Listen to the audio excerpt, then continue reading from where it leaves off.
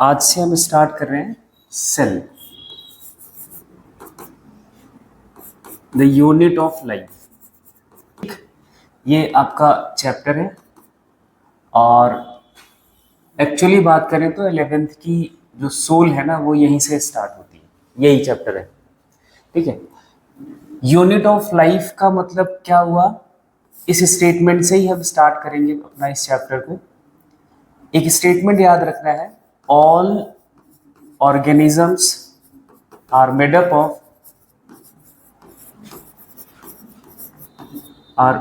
Of cells. ये statement मैं अभी आपको दे रहा हूं, अभी इसको हम देखते हैं, प्रूफ भी करेंगे कैसे। ठीक है, जो भी यहाँ पे ऑर्गेनिज्म है, या हम इसी को ऑर्गेनिज्म के लिए एक वर्ड याद कर लें, as a living thing. Organism का मतलब यहाँ पे क्या हुआ, लिविंग थिंग्स। जो कुछ भी लिविंग थिंग्स है, that all are made up of cells. अब इसी बात को आगे हम देखें तो ये ऑर्गेनिजम्स कुछ ऐसे हैं जो आपको इस नेचर में देखने को मिल जाएगा, कंपोज्ड ऑफ सिंगल सेल। कुछ ऑर्गेनिजम्स आपके बने हुए हैं कुछ सिंगल सेल से, कंपोज्ड ऑफ कुछ का नाम यहां मैं दे रहा हूं सिंगल सेल, कुछ बने हैं मेनी सेल्स। जो ऑर्गेनिज्म आपके सिंगल सेल्ड हैं, सिंगल सेल से बने हुए हैं, उनके लिए देखो अब टर्म क्या यूज करेंगे वो ध्यान से देखना, यूनिसेलुलर। उनके लिए वर्ड क्या लिखते हैं, यूनिसेलुलर। यहाँ पे यूनि का मतलब है, यूनि का मतलब आपको याद रखना है, दैट इज द सिंगल।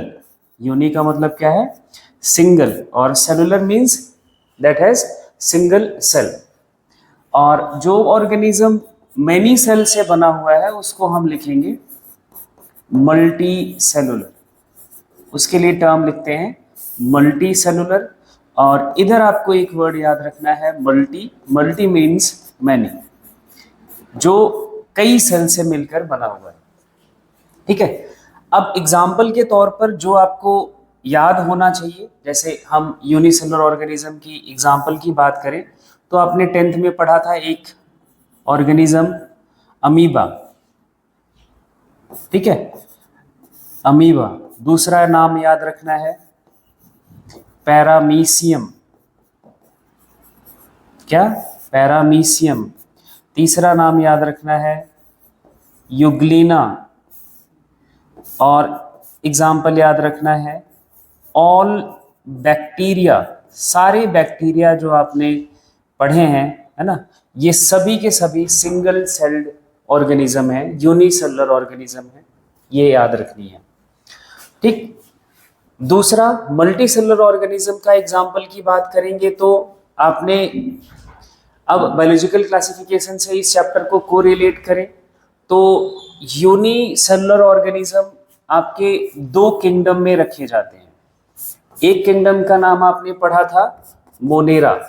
कौन सा, Monera, that has single celled organism, unicellular organism, but वो प्रोकैरियोटिक होते हैं। ठीक है, एक और किंगडम आपने पढ़ा था प्रोटिस्टा। ठीक है, Protista. This kingdom has also unicelled या सिंगल सेल्ड ऑर्गेनिज्म। यहाँ पे यूनिसेलुलर प्रोकैरियोट्स आते हैं, प्रोकैरियोट्स आते हैं, that is a type of cell, that is a primitive cell. और प्रोटिस्टा में भी यूनिसेलुलर ऑर्गेनिज्म आता है, बट वो यूकैरियोट्स है। वो कैसा है, यूकैरियोट्स है। ठीक, और इधर मल्टी सेलुलर ऑर्गेनिज्म की एग्जाम्पल की बात करोगे तो आप इसके बाद जितने भी आपने किंगडम्स पढ़े थे, फंजाई, ठीक, दूसरा तीसरा किंगडम आपने पढ़ा था एनिमेलिया, नेक्स्ट आपने पढ़ा था प्लांटी। ये इस किंगडम में जितने भी ऑर्गेनिजम्स आते हैं, जितने भी मेंबर्स आते हैं, they all are multicellular. इतनी बात आपको समझ आ गई। मैंने पहले यूनिट ऑफ लाइफ की बात करी। Unit of life, unit of life that is अ, मतलब आपको क्या समझना है, जो भी आपका लिविंग थिंग्स का एग्जाम्पल है वो सेल से ही बना है, और इसलिए मैंने एक स्टेटमेंट लिखा है ना, all organisms that means all living things are made up of cells. अब वो या तो किससे बना होगा, सिंगल सेल से या फिर मेनी सेल से। अगर वो सिंगल सेल से बना है तो उसके लिए टर्म क्या लिखोगे, यूनिसेलुलर। यूनिसेलुलर के कुछ एग्जांपल्स यहाँ पे मैंने लिखे।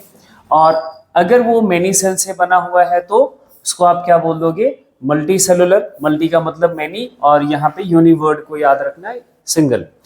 इसके हमने बायोलॉजिकल जो क्लासिफिकेशन में आपने RH बटेकर साहब का क्लासिफिकेशन पढ़ा था, उसको भी कोरिलेट करना है यहाँ से। तो दो किंगडम आपके आते हैं, मोनेरा एंड प्रोटिस्टा, जिसमें सिंगल सेल ऑर्गेनिज्म रखे गए हैं।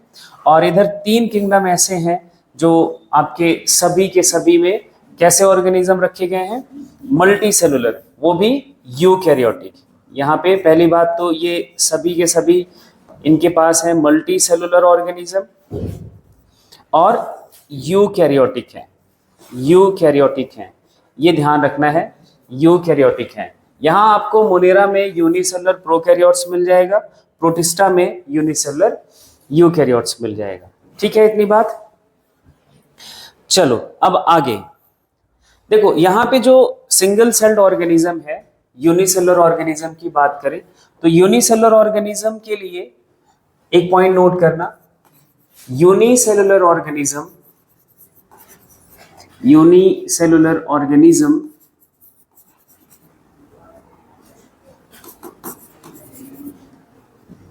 shows all essential activity of living things। जो लिविंग थिंग्स की आपकी जो सारी एक्टिविटीज हैं वो आपका लिविंग ऑर्गेनिज्म, कोई सिंगल सेल्ड ऑर्गेनिज्म है वो सो करेगा। ऐसा नहीं है कि उनमें कोई लाइफ की एक्टिविटीज और लाइफ प्रोसेस जिसे आपने बोला था, है ना, इसेंशियल एक्टिविटीज के लिए आप यहाँ पे क्या वर्ड याद रख सकते हो, लाइफ प्रोसेसेस। तो वो सारे के सारे लाइफ प्रोसेसेस एग्जिबिट करता है जो आपने मल्टी सेलुलर ऑर्गेनिज्म के केस में देखा हुआ है। जैसे एक एक करके कुछ एग्जांपल यहाँ पे लिख लो। जैसे आपने डाइजेशन पढ़ा है ना, डाइजेशन की बात करते हैं मल्टी सेलुलर ऑर्गेनिज्म में, एक्सक्रीशन की बात करते हैं, ठीक, ग्रोथ की बात करते हैं, रिप्रोडक्शन की बात करते हैं। ये सारे के सारे वो लाइफ प्रोसेसेस एक सिंगल सेल का ऑर्गेनिज्म भी multi cellular single celled organism. जैसे हमने अमीबा में 10th में आपका सिलेबस था अमीबा, है ना, अमीबा में आपने डाइजेशन पढ़ा हुआ है, एक्सक्रीशन पढ़ा हुआ है ना। तो ये एक सिंगल सेल का ऑर्गेनिज्म अमीबा भी वो सारी लाइफ की एक्टिविटीज, वो लाइफ प्रोसेसेस शो करता है। ठीक है, एक बात ये याद रखनी है। अब मल्टी सेलुलर ऑर्गेनिज्म के लिए बात करते हैं। मतलब यहाँ पे एक बात आपको क्लियर हो गई, एक और नोट करके पॉइंट यहाँ पे लिखो, less than cell, less than cell, या इसको आप ऐसा लिख लो, एनीथिंग लेस देन सेल, तो उसमें आपको लाइफ की प्रॉपर्टीज नहीं दिखेंगी। Anything less than cell do not show the property of life, do not show the property of या properties of life। वो लिविंग थिंग्स की कोई भी प्रॉपर्टी नहीं शो करेगा जो सेल से छोटा हो। जैसे एक एग्जांपल मैं आपको यहाँ पे याद दिलाऊं, हमने वायरसेस के बारे में पढ़ा हुआ है, वायरसेस का नाम सुना हुआ है। वायरसेस को हम क्या बोलते हैं? केमिकली दे आर द, ये आपके लिविंग थिंग्स के बायोमोलिक्यूल से मिलते हैं। ये भी हमारे बने हैं न्यूक्लिक एसिड से। इनका जो मॉलिक्यूल है वो लिविंग थिंग्स वाला ही है, बट ये सेल जैसा ऑर्गेनाइजेशन इनका नहीं है, इसलिए ये लाइफ की प्रॉपर्टीज एग्जिबिट नहीं करता है। न्यूक्लिक एसिड और ये प्रोटीन से बना हुआ होता है, लेकिन ये इंडिपेंडेंट नहीं एग्जिस्टेंस शो करता। Viruses can not show the independent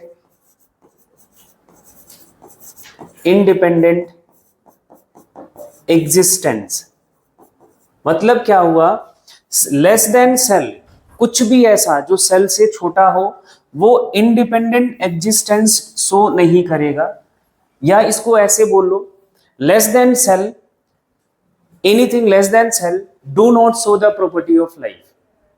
वो लाइफ की प्रॉपर्टी भी नहीं शो करता जो हमने लिविंग थिंग्स की प्रॉपर्टीज देखी थी, growth, reproduction, metabolism, cellular organisation, है ना। ये कोई भी सेल से छोटा स्ट्रक्चर नहीं शो करता, इसलिए वायरसेस को हम क्या बोलते हैं? वायरसेस अगर इंडिपेंडेंटली हैं, ये लिविंग थिंग्स के कांटेक्ट में नहीं है, तो ये आपका as a non living things है। लेकिन ये लिविंग थिंग्स के कांटेक्ट में आते ही, क्योंकि जो इनका कॉम्पोजिशन है जिस मॉलिक्यूल का, ये बायोलॉजिकल मॉलिक्यूल है, लिविंग थिंग्स के मॉलिक्यूल है, तो ये लाइफ की प्रॉपर्टीज शो करता है किसके साथ? विद लिविंग थिंग्स, या लिविंग थिंग्स के कांटेक्ट में आता है। इसलिए वायरसेस के लिए एक वर्ड लिखा जाता है, they are the connecting link,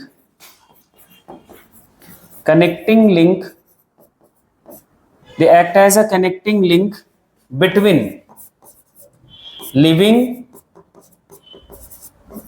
and non-living things and non-living things। ये living and non living things के बीच का एज अ कनेक्टिंग लिंक की तरह काम करता है। मतलब लाइफ की प्रॉपर्टीज नहीं शो करता जब ये इंडिपेंडेंट है ना, और जब ये लिविंग थिंग्स के कांटेक्ट में आता है तो वो इंडिपेंडेंट स्ट्रक्चर नहीं कहा जाएगा। मतलब जब सिर्फ कोई वायरस का कोई पार्टिकल है तो ये लिविंग थिंग्स की कोई प्रॉपर्टी नहीं शो करेगा, लेकिन जैसे ही ये किसी लिविंग सेल के कांटेक्ट में आ गया, लिविंग सिस्टम के कांटेक्ट में आ गया, तब ये लाइफ की प्रॉपर्टीज शो करता है, तब यहाँ पे एज अ लाइफ ये बिहेव करता है। ये ध्यान रखना है, ठीक है इतनी बात। चलो आगे। इसलिए हम इन सारी डिस्कशन से ये बात आप बिल्कुल आराम से लिख सकते हो, सेल इज द फंडामेंटल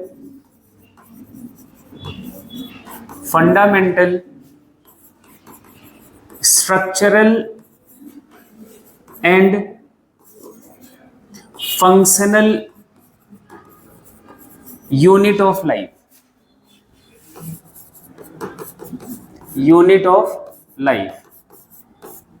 जो कुछ भी आपका लिविंग थिंग्स है, मोनेरा, प्रोटिस्टा, जितने भी किंगडम्स में आपने ऑर्गेनिजम्स को देखा, वो सब के सब लिविंग किससे बने हुए हैं? जैसा भी बना हुआ है। जैसे मैं कुछ नाम ले लूं, मैं बोलूं बैक्टीरिया, आपके दिमाग में पिक्चर बन रहा होगा बैक्टीरिया का। मैं बोलूं आपका मैंगो प्लांट, तो आपको एक बहुत बड़ा प्लांट का एक स्ट्रक्चर बन रहा होगा। मैंने बोला ह्यूमन या मैन, मैंने बोला गोट, ठीक। तो ये सबका स्ट्रक्चर क्या सेम है? तो आप कहोगे नहीं, या इनका जो फंक्शन है वो भी एक जैसा नहीं है। ये माइक्रोब्स हैं, ये प्लांट है, ये एनिमल्स हैं, दोनों, है ना। तो नेचर में इन सब के रोल भी अलग है, फंक्शन भी अलग है। तो इन सब का अगर हम ऑर्गेनाइजेशन देखें, दे आर लिविंग थिंग्स, तो इन सब की बात करें तो ये किससे बने हुए हैं? सेल से। लेकिन इसका स्ट्रक्चर अलग, इसका स्ट्रक्चर अलग, इन दोनों का स्ट्रक्चर अलग, और सबका फंक्शन भी अलग। तो स्ट्रक्चरल जितने भी आपका डाइवर्सिटी है लिविंग थिंग्स का, सभी के लिए स्ट्रक्चरल जैसा भी लिविंग थिंग्स का स्ट्रक्चर है, और फंक्शनल जैसा भी वो रोल प्ले करता है इस नेचर में, उसका फंडामेंटल यूनिट है सेल। वो सेल है तभी एज अ लिविंग थिंग्स है। हमने पीछे अभी देखा less than cell, anything less than cell do not show the property of life. तो सेल को इसलिए हम बोलते हैं ये क्या है, फंडामेंटल यूनिट है किसका, लाइफ का, स्ट्रक्चरल एंड फंक्शनल दोनों के रिस्पेक्ट में। रिस्पेक्ट ध्यान रखना है, बेसिस ध्यान रखना है, ठीक है। अब कुछ आपको सेल की हिस्ट्री के बारे में समझना है, वो मैं नेक्स्ट स्लाइड पे बात करूंगा। हिस्ट्री में सबसे पहला सवाल, और बहुत बार आपने पढ़ा हुआ है, डिस्कवरी ऑफ सेल किसने डिस्कवर किया था? बोलो भाई, सबको याद होता है, रॉबर्ट हुक का नाम। किसका नाम? Robert Hooke. कब? 1665 में। मटेरियल क्या था इनका? मटेरियल क्या था? तो आप लिखोगे कॉर्क। क्या मटेरियल था इनका? कॉर्क। अब ये कॉर्क क्या है? कॉर्क की जब बात आए तो इन्होंने यूज किया था bark of oak tree. Oak tree है, उसका इन्होंने बार्क लिया था, ऊपर प्लांट का छिलका, एज अ मटेरियल यूज किया था। उसको उसके बहुत थिन स्लाइसेस कट करे थे और फिर उसको अपने सेल्फ मेड माइक्रोस्कोप से देखा था तो उनको कुछ ऐसा स्ट्रक्चर दिखा था। जब इन्होंने इसको ऑब्जर्व करा, इनका ऑब्जर्वेशन क्या था वो भी यहां पे लिख ले रहा हूं। ऑब्जर्वेशन इनको दिखा था हनी कॉम्ब लाइक स्ट्रक्चर। क्या दिखा था? हनी कॉम्ब लाइक स्ट्रक्चर, मतलब कुछ इस तरह से उनको स्ट्रक्चर्स दिखे थे। जब ओक प्लांट के बार्क को इन्होंने स्लाइसेस में कट करके, थिन स्लाइसेस में कट करके देखा था, ठीक, तब इन्होंने वर्ड दिया था इन स्पेसेस के लिए सेलुला। और सेलुला का, या एक्चुअली सेल वर्ड लिखा तो आप सेल वर्ड लिखो, इसको इन्होंने बोल दिया एज अ सेल। और सेल का एक्चुअली मतलब होता है एम्प्टी स्पेस। एक्चुअली इनको क्या दिखा था, जब ये स्लाइसेस कट करा था तो ये ऐसे, ये खाली खाली जगह दिखी थी, बॉक्सेस दिखे थे, और उन्हीं को उन्होंने सेल नाम दे दिया था। और इनको एक्चुअल में सेल नहीं दिखा था, जैसा हम एज अ एक लिविंग सेल का स्ट्रक्चर कंसीडर करते हैं, जो हमने अभी जो प्रीवियस नॉलेज के बेसिस पे हमारे दिमाग में सेल का स्ट्रक्चर होता है, वैसा इन्होंने कोई सेल नहीं देखा था। इन्होंने देखा था सिर्फ और सिर्फ, that is the dead cell wall. सिर्फ क्या देखा था? सेल वॉल देखा था। डेड सेल थी और उनकी उन्होंने सिर्फ और सिर्फ सेल वॉल को विजुअलाइज करा था, सेल वॉल देखा था। और बीच में जो सेल का कंपोनेंट है, जो लिविंग स्ट्रक्चर है ना, वो कुछ भी नहीं था, वो बिल्कुल ब्लैंक, वो सब कुछ यहाँ खाली था, यहाँ कुछ भी नहीं था, है ना। सिर्फ उनको क्या देखा था? एक हॉलो स्पेस, है ना, और इसी को उन्होंने सेल बोल दिया, ठीक। तो सेल में उन्होंने क्या देखा था, ये ध्यान रखना, सेल वॉल देखा था। क्या देखा था? डेड सेल का सेल वॉल, या इसको ऐसे लिख लो, cell wall of dead cell, dead cell. तो ये रॉबर्ट हुक जी ने पहला काम किया था सेल की डिस्कवरी के लिए, ठीक। इसके बाद जो दूसरा नाम आता है ना, वो आता है रॉबर्ट नहीं, 16, अब हाँ, ये अपना इनका रॉबर्ट हुक का काम कब हो गया है, ये ईयर का भी थोड़ा सा रिलेशन देखना, 1665 में। अब जो नेक्स्ट जो काम हुआ है वो हुआ है 1674 में। कब? 1674 में एक साइंटिस्ट हैं Anton von Leeuwenhoek. Anton von Leeuwenhoek, इनके नाम की स्पेलिंग थोड़ा ध्यान से लिखना है ना, HOEK, Anton von Leeuwenhoek. Short form में लिखा हुआ आपको मिलेगा AV Leeuwenhoek.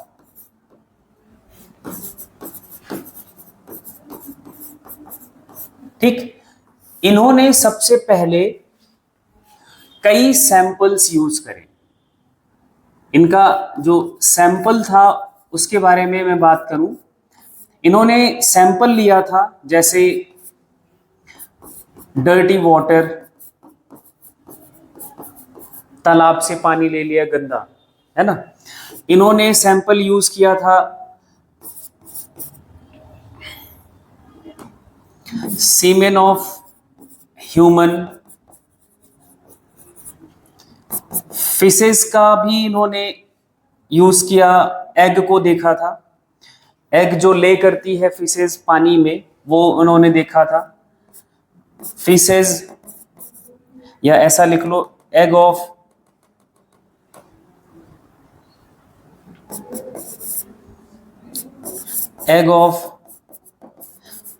Fishes and amphibians, amphibians का भी इन्होंने एग देखा।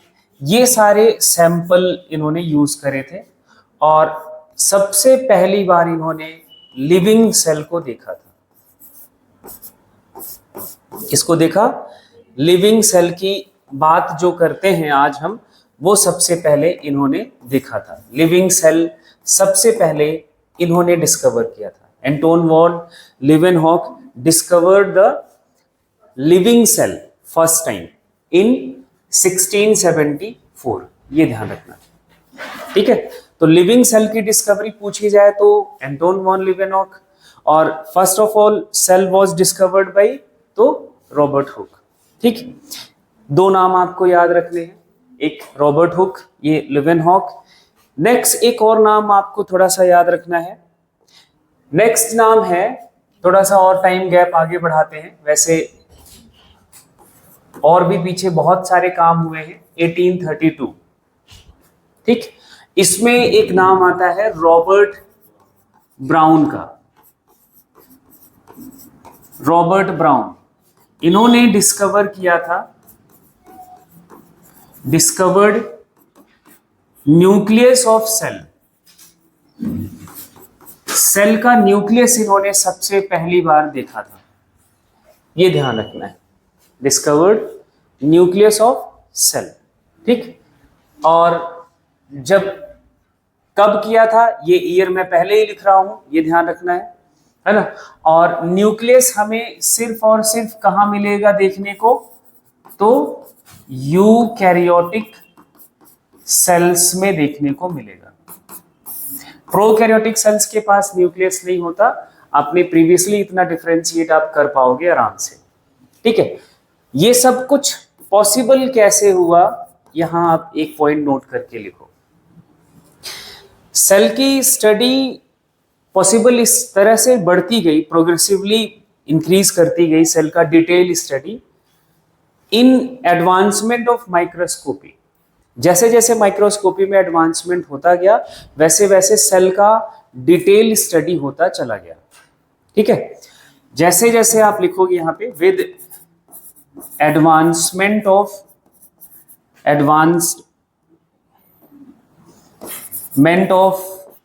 Microscopy,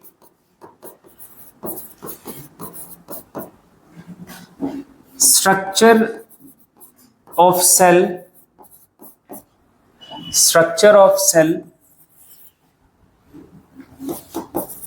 was studied।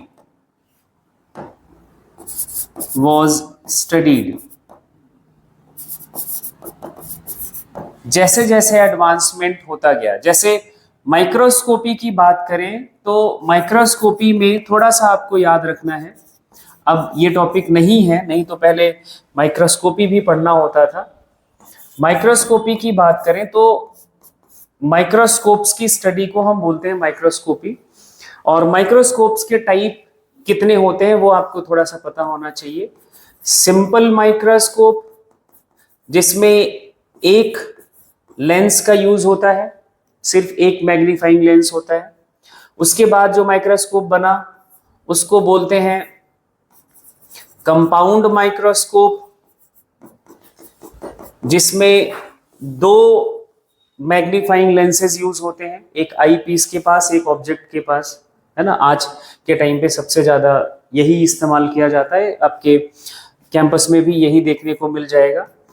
तीसरा, इसी का एडवांसमेंट कर दिया गया जो आपको पैथोलॉजी में दिख जाएगा, लाइट कंपाउंड माइक्रोस्कोप।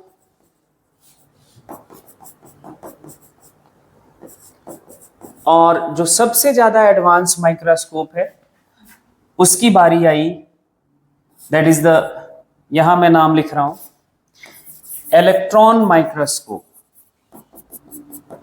सबका अपना अपना एक मैग्नीफाइंग रेंज है। सबसे ज्यादा मैग्नीफाइंग जो पावर है वो इलेक्ट्रॉन माइक्रोस्कोप का है। और इलेक्ट्रॉन माइक्रोस्कोप की डिस्कवरी के बाद ही सेल का जो डिटेल स्ट्रक्चर है वो हम आज वो समझ पाए। डिटेल स्ट्रक्चर ऑफ सेल हम इलेक्ट्रॉन माइक्रोस्कोप से ही स्टडी करते हैं। Detail structure of cell is studied by this microscope, electron microscope. Electron microscope से ही हम डिटेल स्टडी सेल का कर सकते हैं, और उसी से किया गया। और फिर हमें एक जो सेल का स्ट्रक्चर है, जो सेल का बेसिक ऑर्गेनाइजेशन है, उसके बारे में बात समझ आई। ठीक है। अब उसके बाद इसी हिस्ट्री में ही एक और नाम ऐड करना है, वो नाम है मैथियास स्लीडेन।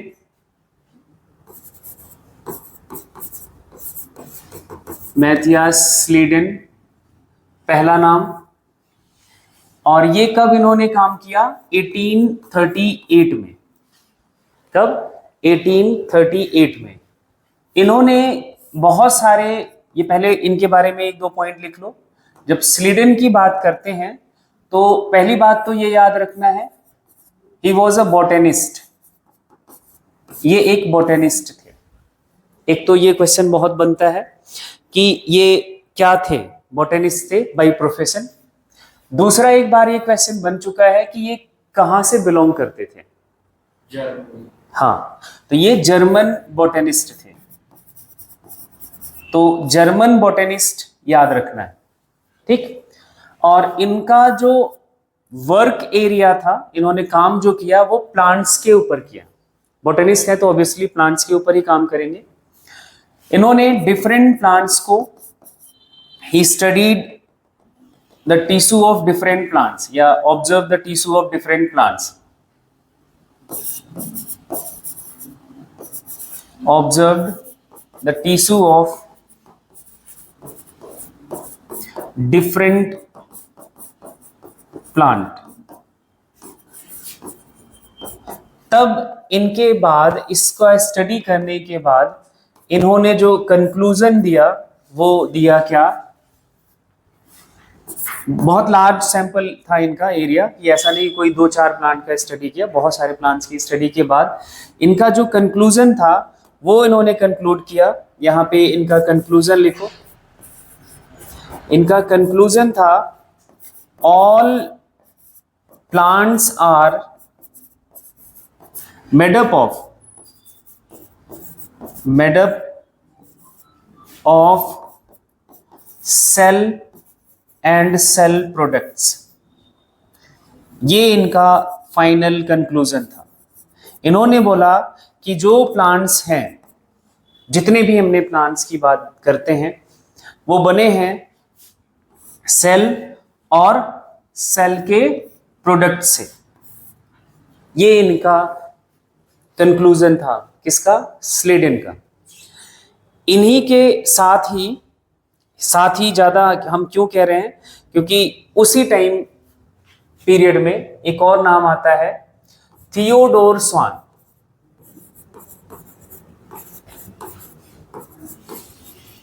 थियोडोर स्वान, और ये इन्होंने काम किया है 1839 में, वो 38 में, ये 39 में, हाँ एक ही साल बाद। और ये थे जूलॉजिस्ट, नहीं ये जूलॉजिस्ट थे, भाई भाई होते तो एक ही काम क्यों करते, है ना, जूलॉजिस्ट। और जूलॉजिस्ट भी थे और ये बिलोंग करते थे ब्रिटिश से, है ना, तो ये भी याद रखना है, ब्रिटिश जूलॉजिस्ट थे, ऐसे याद कर लो, ब्रिटिश जूलॉजिस्ट। वो जर्मन बॉटनिस्ट थे, ये ब्रिटिश जूलॉजिस्ट थे, ठीक है। इनका जो काम था वो एनिमल्स पर था, इन्होंने स्टडी करी थी एनिमल्स पर, प्लांट के ऊपर इन्होंने, जब जूलॉजिस्ट है तो प्लांट के ऊपर क्यों ही अपना ज्यादा जोर लगाएंगे, इन्होंने एनिमल्स की को ऑब्जर्व करा, और ऑब्जर्व करने के बाद जो इनका कंक्लूजन था, कंक्लूजन क्या था, कंक्लूजन इन्होंने दिया सेम एज इट इज, जैसा स्लीडन जी ने दिया, है ना, all plants are made up of cell and cell products, same इनको भी वही रिजल्ट मिला, all animals are made up of cell and cell products, all animals are made up of cell and cell products, cell और cell product से बने हुए हैं, ये दोनों को रिजल्ट मिला, सेल एंड सेल प्रोडक्ट्स, ठीक, दोनों का कंक्लूजन ये था। फिर स्वान जी ने ही दोनों के स्टेटमेंट्स को, पहले तो इन्होंने स्लीडन जी की ऑब्जर्वेशन समझ ली, इनको पता चल गया कि भाई स्लीडन को भी यही प्लांट के बारे में पता चला है कि प्लांट्स भी सेल एंड सेल प्रोडक्ट से बना है, इनको एनिमल के बारे में पता चला, इन्होंने कहा कि भाई मेरा एक कॉन्सेप्ट है सेल थ्योरी, लो सेल थ्योरी सुनो। अब सेल थ्योरी क्या कहता है कि इन्होंने बोल दिया कि all organisms are made up of cell and cell products, पूरे लिविंग वर्ल्ड के लिए बोल दिया, तो वो थोड़ा सा इनडिस्क्रिमिनेशन हो जाता है स्लीडन जी के साथ, तो जो दोनों के मिला के सेल थ्योरी जो कॉन्सेप्ट दिया, तो दोनों का नाम जोड़ दिया गया कि भाई दोनों ने ही काम किया है, एक का काम नहीं है। अगर सिर्फ स्लीडन काम करते तो वो प्लांट तक ही रह जाते, स्वान की बात करते तो वो एनिमल तक ही रह जाते, दोनों का स्टेटमेंट जोड़ के दोनों का कॉन्सेप्ट दिया एक सेल थ्योरी। अब इसके बाद आप लिखो सेल थ्योरी, सेल थ्योरी। और सेल थ्योरी प्रपोज किसने करी है, तो जब ये पूछा जाए प्रपोज्ड बाई, तो दोनों का नाम आपको लिखना है, दोनों का नाम लिखा जाएगा, स्लीडन एंड स्वान। किसने, स्लीडन एंड स्वान, ऐसा नहीं कि सिर्फ एक का काम था, स्लीडन और स्वान दोनों ने ये काम किया था। और देखो ईयर में बड़ा कंफ्यूजन होता है, ईयर में जब भी कंफ्यूजन वाली बात आए तो क्वेश्चन में हमेशा ऑप्शन में यही ऑप्शन सही माना जाएगा, 1838 39 ऐसे लिखा ऑप्शन ही सही माना जाता है, एक साल नहीं लिख सकते, 38 या 39 नहीं लिख सकते। तो सेल थ्योरी का प्रपोजल दोनों ने दिया, दोनों का नाम लिखेंगे, कब किया, 1838 39। और सेल थ्योरी का स्टेटमेंट क्या है वो हम नीचे अब लिखते हैं नेक्स्ट स्लाइड पे। सेल थ्योरी का स्टेटमेंट है, living things are made up of cell and cell products. ये इनका अचीवमेंट आप समझ सकते हो, सेल एंड सेल प्रोडक्ट से सारे लिविंग थिंग्स बने हैं, जो सेल थ्योरी कहती है। स्लीडन एंड स्वान का जो फाइंडिंग्स था वो इन्होंने कहा। लेकिन फिर से देखो, जो बात इनकी प्रॉब्लमेटिक थी, जो इन्होंने नहीं बोल पाए, उसको समझाने के लिए एक और साइंटिस्ट की एंट्री होती है। इन्होंने ये बात नहीं एक्सप्लेन करा था कि ये तो ठीक है, आपने जो बोल दिया कि हर ऑर्गेनिज्म, हर living thing cell and cell product से बना है, बिल्कुल सही बात है। लेकिन ये एक्सप्लेन नहीं कर पाए थे कि जो सेल बन रही है, क्योंकि हमारा ग्रोथ भी होता है, ऑर्गेनिज्म का ग्रोथ होता है, तो सेल का नंबर बढ़ता है, तो नई सेल्स कैसे आती हैं? हम बहुत छोटे से जन्म लेते हैं और धीरे धीरे ग्रो करके नंबर ऑफ सेल्स बढ़ता है। प्लांट्स के साथ भी सेम यही है। तो नई सेल्स कैसे बनती हैं, उसके पीछे का मैकेनिज्म इन्होंने नहीं बताया। ठीक है, तो इनके लिए क्वेश्चन खड़ा किया, हाउ न्यू सेल्स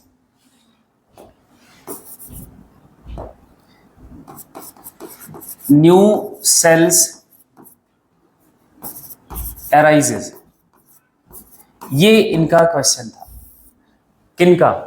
एक साइंटिस्ट हैं रुडोल्फ विर्चो, ये इन्होंने सवाल खड़ा करा कि भाई साहब बताओ कि ये जो हाँ बोल रहे हो, मैं आपकी बात मानता हूं, लेकिन ये कैसे नए सेल बनते हैं? ये क्वेश्चन खड़ा करा किसने?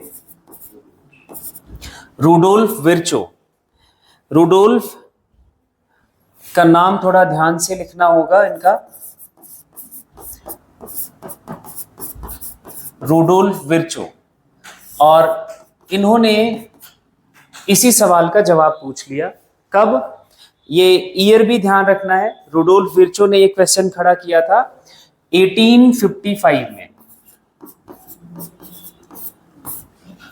1855 में। और फिर इन्होंने सेल थ्योरी को कहा कि देखो ये तुमने नहीं बताया था, अब मैं बता रहा हूं। इनका फाइंडिंग भी यही था कि नई सेल कैसे बनती हैं। तो वो जब इन्होंने फाइंड करा और सेल थ्योरी जो स्लीडन एंड स्वान ने दी थी उसको मॉडिफाई करा। इन्होंने, रुडोल्फ विर्चो की फाइंडिंग ये है, इनकी फाइंडिंग्स थी, एक ये स्टेटमेंट याद रखना है, ओमनिस सेलुला ई सेलुला। ये जर्मन लैंग्वेज है, ये अंग्रेजी नहीं है। ठीक है, और इसको जब इंग्लिश में लिखेंगे तो लिखा जाता है new cells are arise from pre-existing cell। जो पहले से सेल है उसी से नई सेल अराइज होती है। ये ओमनिस सेलुला और ई सेलुला का मतलब है। ये रुडोल्फ विर्चो का स्टेटमेंट है। रुडोल्फ विर्चो ने क्या कहा? New cells arises from pre existing cell. नई सेल्स कहां से बनती है? जो पहले सेल थी, जो पहले से ही सेल थी। जैसे एक सेल है तो ये डिवाइड करके दो सेल बनाएगा, ये दो सेल बनाएगा। ठीक है, तो ये एक वर्ड इन्होंने यूज करा था, डिवाइड। सेल डिवाइड करके नए सेल ऐड ऑन करती चली जाती है, इसलिए नंबर ऑफ सेल ऑर्गेनिजम्स में बढ़ता रहता है, बढ़ जाता है, ग्रोथ होता है, डेवलपमेंट होता है। ठीक है, तो ये रुडोल्फ विर्चो का एड ऑन था। फिर इन्होंने कहा कि हम ये ऐसे तो अधूरी है सेल थ्योरी, अब मैं जो बात कह रहा हूं इसको भी ऐड कर लो तो पूरी हो जाएगी। तो इन्होंने सेल थ्योरी को मॉडिफाई करा। तो नेक्स्ट एक बात लिखेंगे, ही मॉडिफाइड, रुडोल्फ विर्चो की बात कर रहे हैं, ही मॉडिफाइड सेल थ्योरी। इन्होंने सेल थ्योरी को मॉडिफाई करा और मॉडिफिकेशंस के बाद जो मॉडिफाइड हमारी सेल थ्योरी है वो क्या कहती है? अगर हम बात करें मॉडिफाइड सेल थ्योरी की, तो इसके स्टेटमेंट हो जाते हैं, पहला जो आपने लिखा ही हुआ है वो से स्टेटमेंट यूनिवर्सल है, सही है। All living things are made up of cell and cell products. Cell products दूसरा स्टेटमेंट इन्होंने ये ऐड कर दिया कि new cells are arise from pre existing cell. Pre existing cell